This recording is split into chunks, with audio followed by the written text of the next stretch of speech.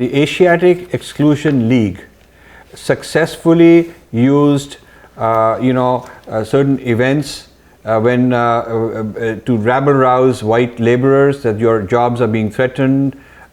These union workers got together and they created violence against these Indians.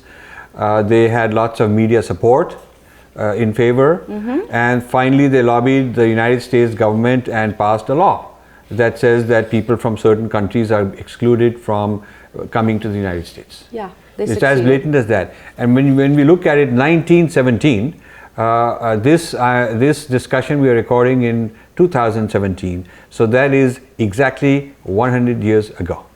Is when this happened. Right. Now, nobody celebrated the 100th anniversary to kind of condemn this. No, there's no consciousness today that these things happened. Yeah. Now, had there been an anniversary of the Holocaust or anniversary of some other horrible thing, 9/11, there would be a lot of media coverage that 100 years ago, this is how a horrible thing happened.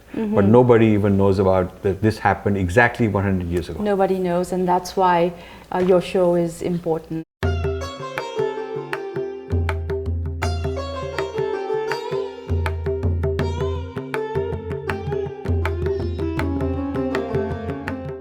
It's interesting what we've discussed so far is very fascinating.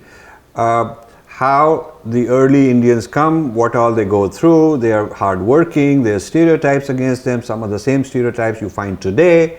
And the American civic society is prejudiced against these people of color. Partly because they are British subjects and the British have stereotyped them, and the same stereotypes transfer across the Atlantic to USA, and leading media people are talking this way. Very racist kind of a thing. We've seen all that now.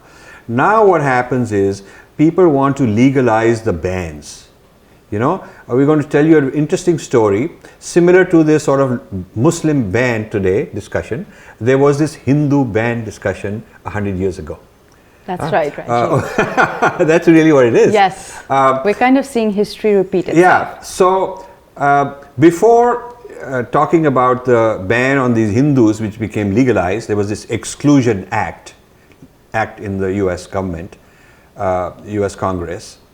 Before we talk about all that, let's refresh our memory on what happened. There's a Chinese Act, the Chinese Exclusion Act, to get rid of Chinese people already in the late 19th century. So I'm going to show you a little clip on the Chinese Exclusion Act. Let's watch. Chinese immigrants began flooding into the United States in the 1850s, attracted by opportunities in the American West. They were escaping poverty and unrest in China and filling jobs in the new American mining and railroad industries. And they were considered to be very pliable labor, very inexpensive labor, labor that would work no matter what the circumstances were, no matter how dangerous it was. Within 30 years, about 200,000 Chinese had settled in the U.S.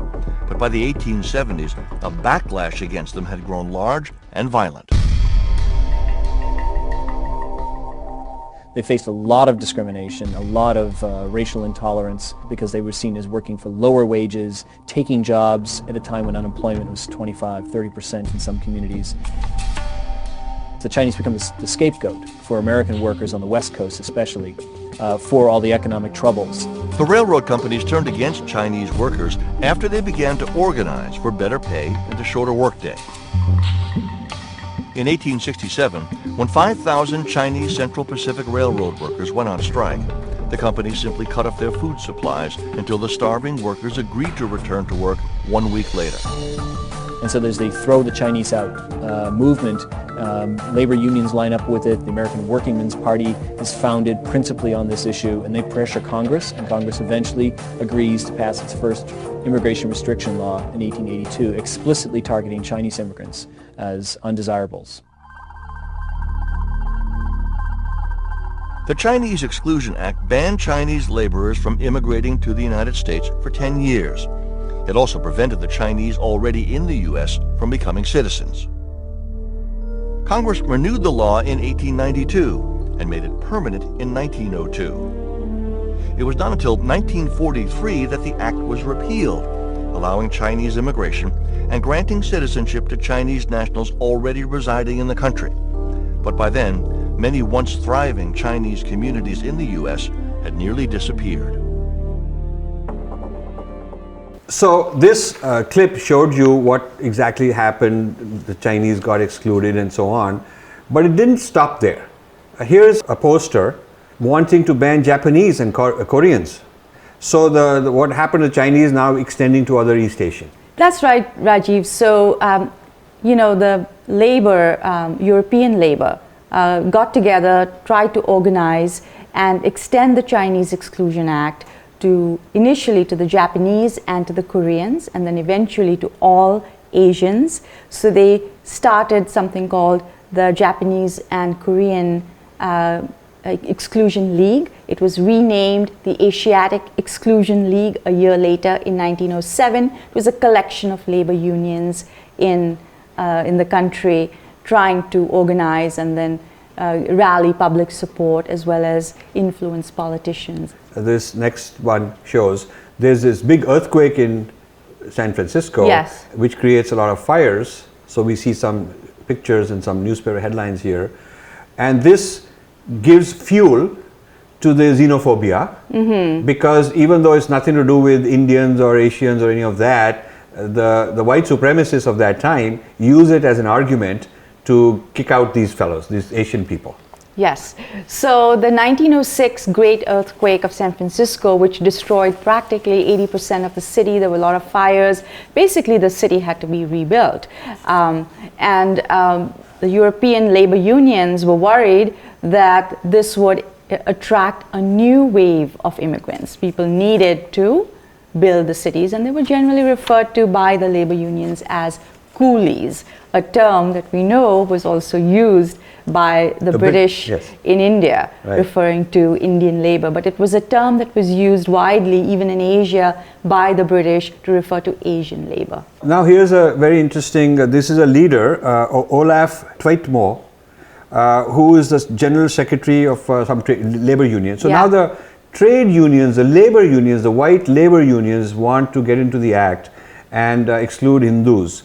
So tell us some of the article quotes, some of the media coverage about this guy, what he stands for. Olaf Tveitmo was basically, he was the editor of the official organ of the journal of the labor unions called Organized Labor, and he essentially said very clearly that, the earthquake would attract a new wave of Asian immigrants. This is just after slavery has been abolished in the late 1800s, and the Civil War has been won, and slavery is abolished. So this is in the backdrop of blacks who are freed from slavery, wanting to take jobs in the industrial Northeast. And then there's a period called the Reconstruction, during which there's a blacks are welcome and all that. One black becomes a senator also.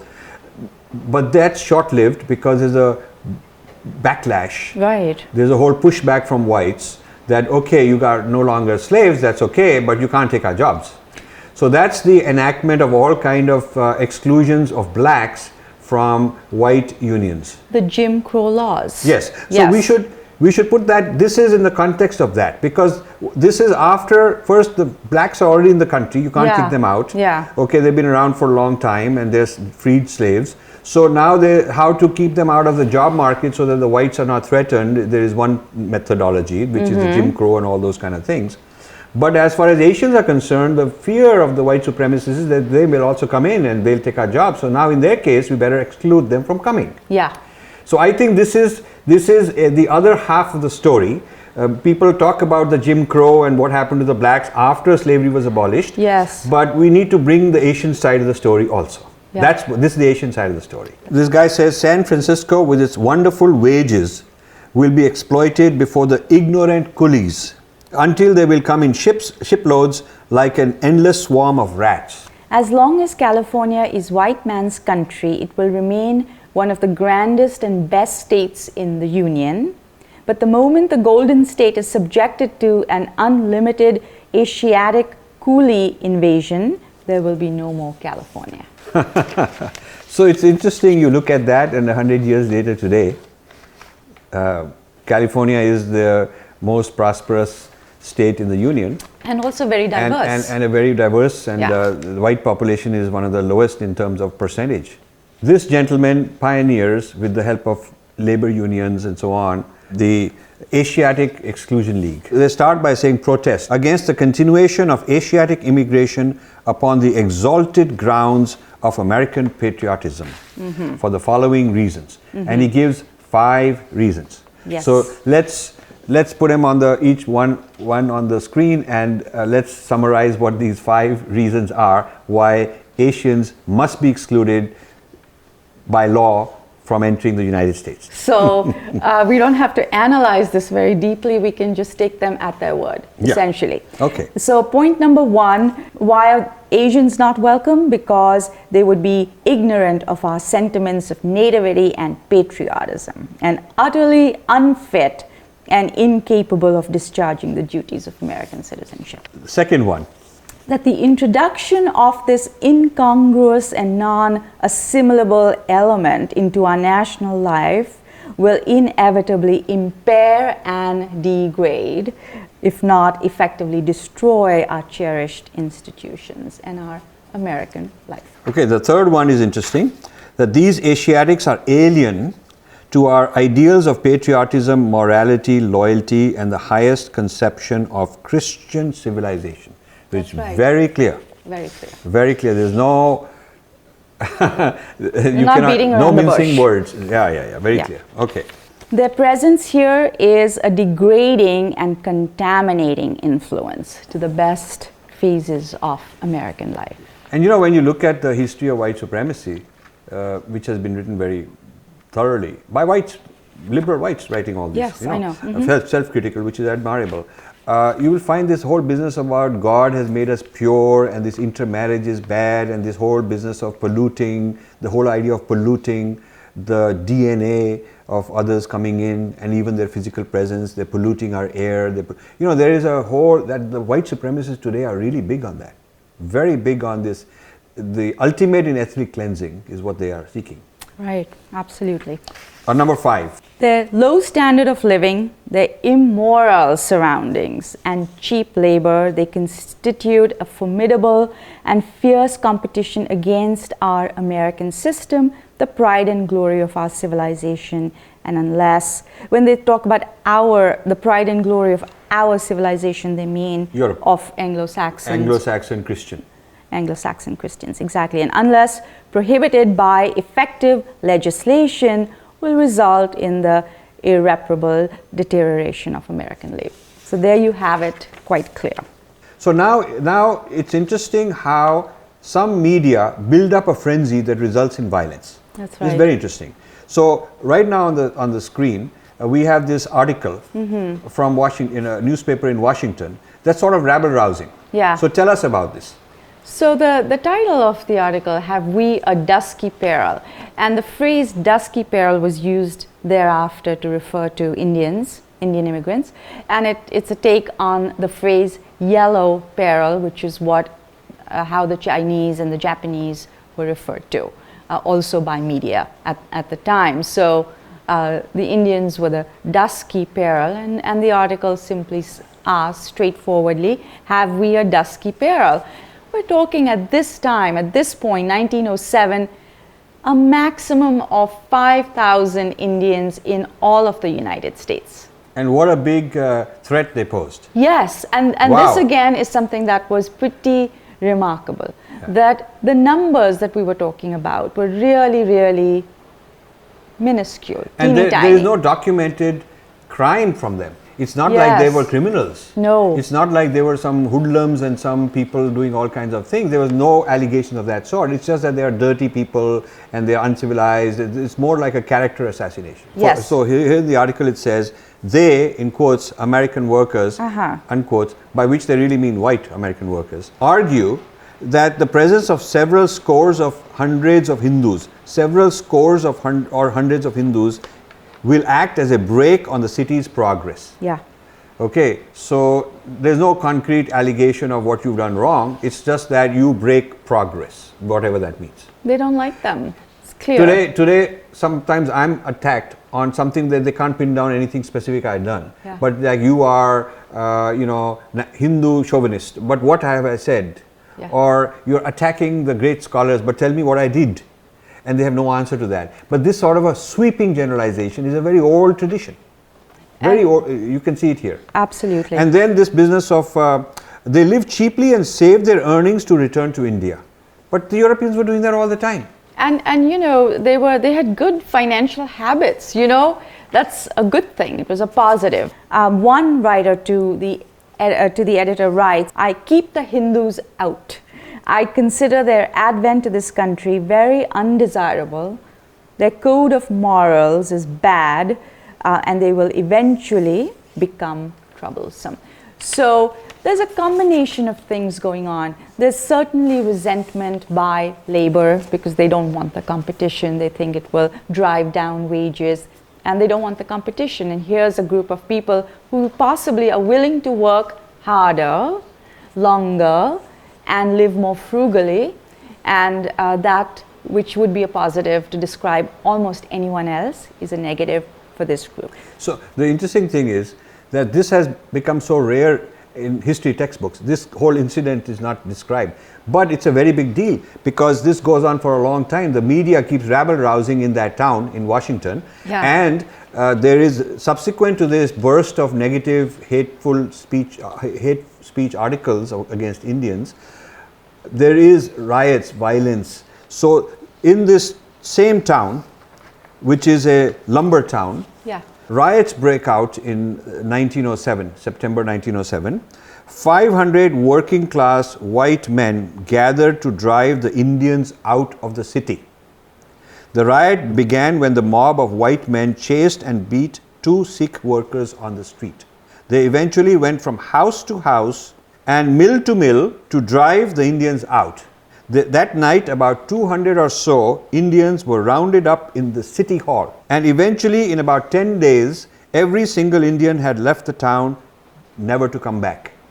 So this is what's happened in that city as a consequence of the media rabble-rousing against them. Yes, the media certainly had a hand in creating the sentiment that resulted in these riots. And the next morning, after the riot, which is on September 4th, September 5th, the main newspaper of the town has a very big headline, "Hindus hounded from city." The Hindu is not a good citizen. It would require centuries to assimilate him, and this country need not take that trouble. Our racial burdens are already heavy enough to bear.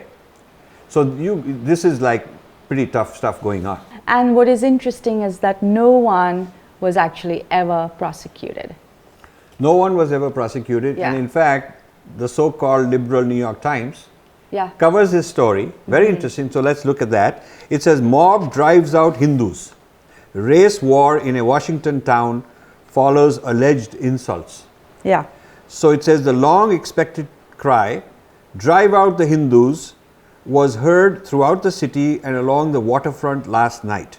The police were helpless. All authority was paralyzed, and for 5 hours a mob of 1,000 white men raided the mills where the foreigners were working, battered down doors of lodging houses, and dragged the Asiatics from their beds, escorted them to the city limits with orders to keep going. This is mainstream news, Yeah. and nobody was prosecuted. No one was prosecuted. A day later, the New York Times says, "The city is quiet today, but there is a strong undercurrent of opinion which apparently approves the action of the members, and it may be found impossible to prosecute the leaders." And they never were. Yeah, so the general public has approved of this action against the Indians.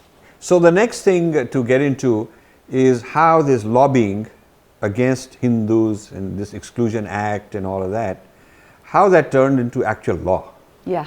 Because it's not just civic society, it's not just some white supremacists and labor unions against them, and not just media supporting them, rabble-rousing, and there's some riots here and there, but it becomes the law of the United States of America. How that happens, we're going to come to next. On the heels of the riots in Bellingham, once all the Indians were pretty much driven out, the Asiatic Exclusion League and the members of the AEL got together and basically agreed that they wanted laws, Oriental exclusion laws, that covered all Asians. The Herald reported that the League is not working to incite the laboring men to the shirt sleeve method of expelling foreigners, but desires to have laws passed by the National Congress restricting immigration and what it considers a menace to American labor. So they were basically saying, well, we're not supportive of mob rule and mob behavior, but we really are in the business of getting Congress to pass legislation once and for all. And just to remove any doubt, because that was a newspaper article. Yes. But now Secretary Fowler, who is the secretary of this Asiatic Exclusion League, yes, he says every Asiatic must be excluded and we are not going to quit till we get the whole cheese. The proper thing to do is to stop the immigration of these undesirables right now. Stop it and stop it for all times. Now that's there's the goal, very clearly. Very clear. That's what they want to do. Do they succeed or fail? Yeah, and what is sad and what sort of impacted the history of Indians and Asians in America is that these kinds of efforts actually did succeed. And in 1917, Congress passed a law, an immigration law, one of several discriminatory laws that followed, called the Asiatic Barred Zone Act. The Asiatic Barred, which means they've been barred, Zone Act of 1917. Yeah. And that act essentially stopped all Asians, other than some Japanese and Philippine people from Philippines. And if I understand correctly, they defined the regions by latitude and longitude on a map. Yes. So on the map, they said anyone in these regions, geographical. So it's not about ethnicity; it's about geography. Whoever you are, if you come from there, you're not allowed. That's really what it says. Yeah. And there are some harsh words in this act. It's called all idiots, imbeciles, insane persons, professional beggars, contract laborers. So these are the characteristics of all these folks. Right. And they are barred. Exactly.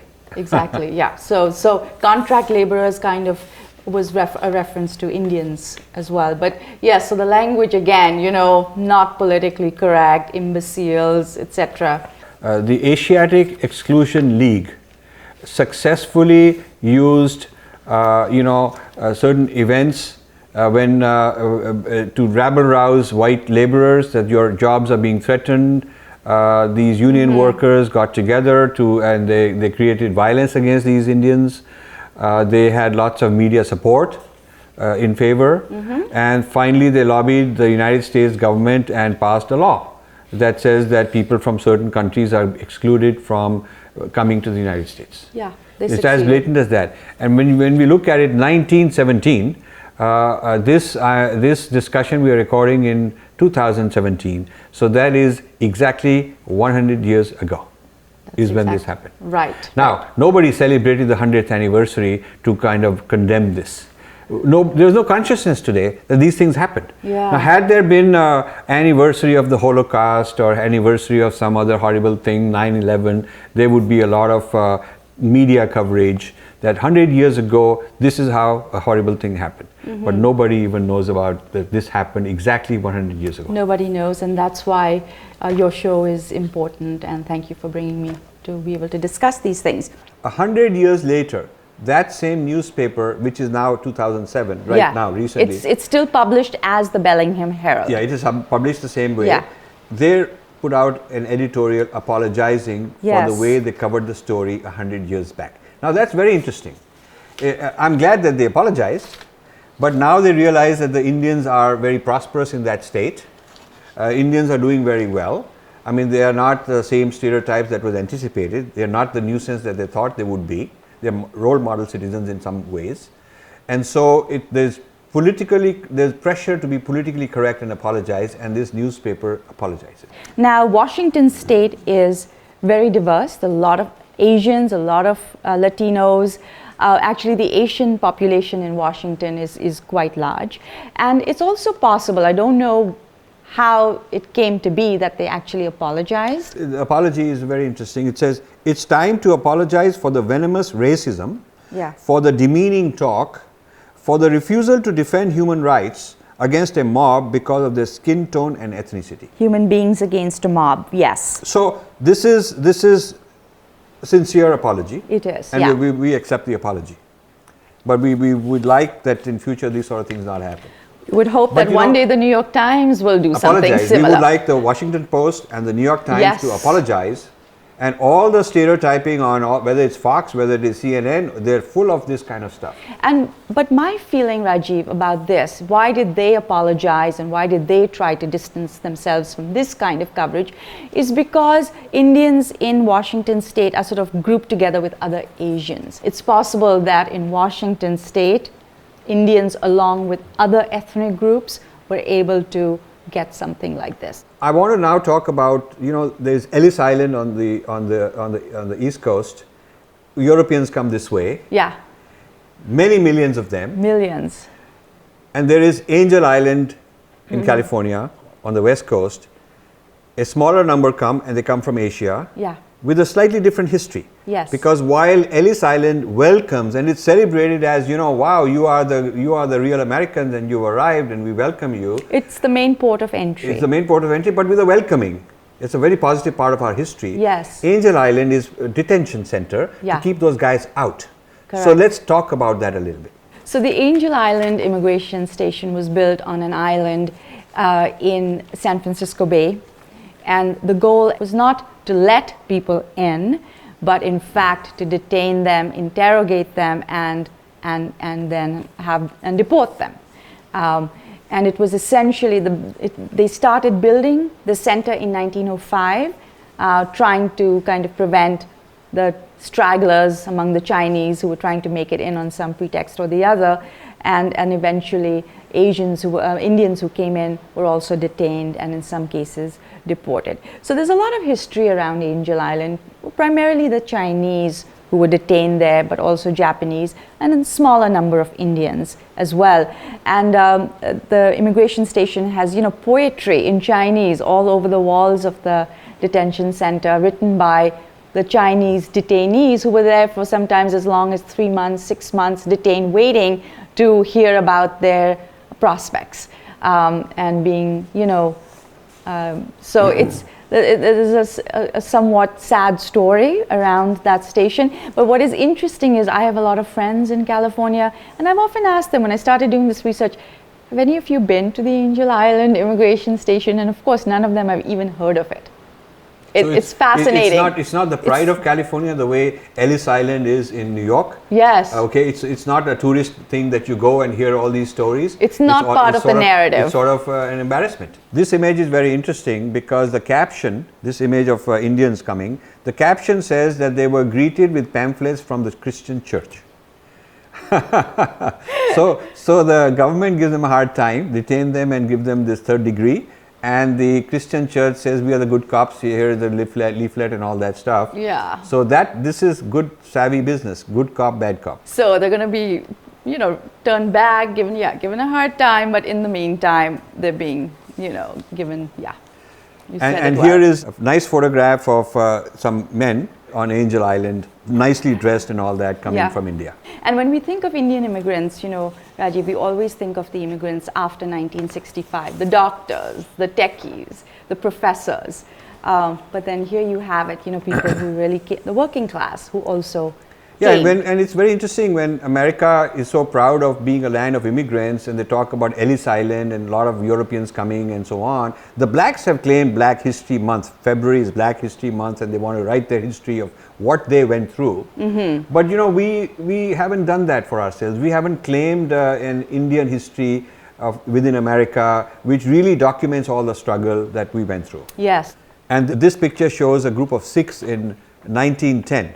And when you see these images, what struck me is I felt that, Indians can claim to be far more interwoven into the tapestry of this country. This is a nation of immigrants, and here we are, like other immigrants, looking for a better life. It's just kind of nice to see that our history is deeper in this country than we thought. To help me, you can go to the subscribe button on my YouTube and subscribe. We need more subscribers there. Secondly, I get lots of emails on people saying, how do we donate? How can we help you? You go to rajivmalhotra.com or you go to infinityfoundation.com and you can hit the donate button. If you're in a foreign country like in the US or somewhere, you can donate in dollars. There are different ways mentioned. If you want to donate in rupees, there is a column called Infinity Foundation India, and you click that and there are instructions on how you can donate in India.